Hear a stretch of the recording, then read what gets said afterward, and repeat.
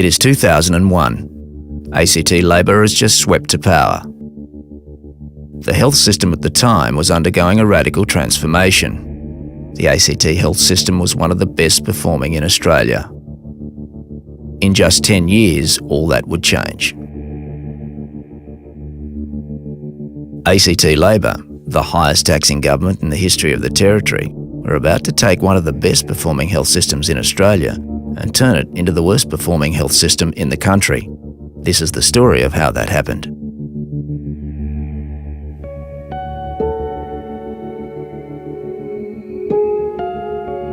The first cracks appeared slowly, but soon rumours became reports, reports exposed facts, and the facts told the truth.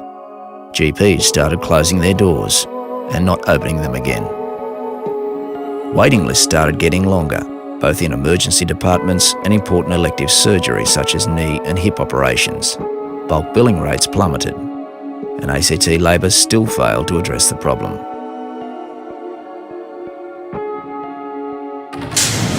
Emergency departments were straining under the pressure, with patients classified as urgent waiting up to 24 hours to be seen. The GP crisis sparked emergency calls and the Territory became critically short of health professionals. It got so bad, nurses and health professionals started to seriously fear for patient safety, with reports of waits so long they could be deadly. One woman had to be transported 300 kilometres to Sydney for life-saving treatment because of shortfalls in the local system. Then the reports confirmed what many were starting to realise. The ACT health system had gone from one of the best in the country to the worst in almost every major indicator. The question people asked was, how could it have gotten so bad? The answer to that was soon to become apparent, and it was far worse than anyone imagined. For years, the government had been refusing to release documents or information that may have exposed the cracks. Then, during an intense question time, Katie Gallagher let slip something that had been rumoured for years, but never spoken of.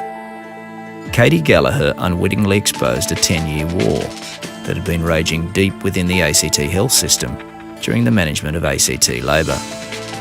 A culture had developed within ACT Health that was so poisonous, it was driving away talented professionals just at the time Canberra most sorely needed to keep them. The Canberra Liberals immediately called for an inquiry, but they were blocked by the ACT Labor government with their coalition partners, the Greens. In fact, instead of supporting the doctors, Katie Gallagher attacked them. A secret inquiry was held. This led doctors to have even more fears that business as usual was continuing in the system, and leaked emails indicated political interference in the process. Doctors' groups, livid with their treatment, demanded the resignation or removal of Katie Gallagher. They were ignored. Bad as all this was, worse was still to come. After 6 years in the health portfolio, Health Minister and now Chief Minister Katie Gallagher still couldn't find any solutions to fix the health system. 3 nurse-led centres were promised, only 1 was delivered. A new hospital was promised. It is still not opened and is millions over budget. Hospital owners slammed ACT Labor proposals as flawed and biased. Nothing ACT Labor was doing was making the numbers change, except one. Just change the numbers.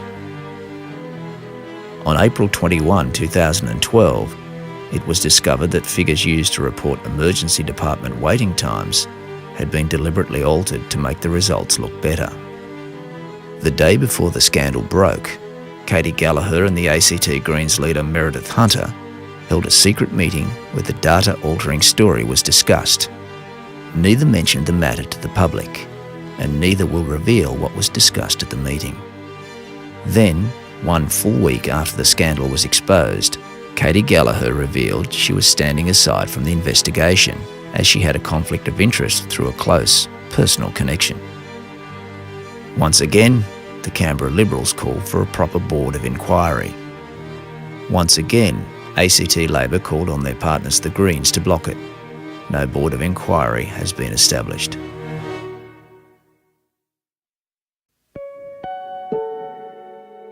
That is the story of ACT Health under ACT Labor and Katie Gallagher. From best in the country to the worst in the country. The worst emergency department waiting times in the country. The worst elective surgery waiting times in the country. A 10-year war in the health system. Patients reclassified without clinical reason. Doctoring the figures to make the wait times look better. They are the facts, pure and simple. That is their legacy, their record. Again, it has left Canberrans asking one undeniable question. After 11 years in power, 6 years as Minister and 2 as Chief Minister, Katie Gallagher, how did you let it get so bad?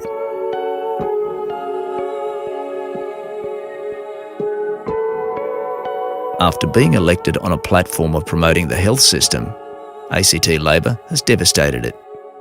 After 11 years in government, things have gone from average to poor, from poor to bad, from bad to the worst in the country.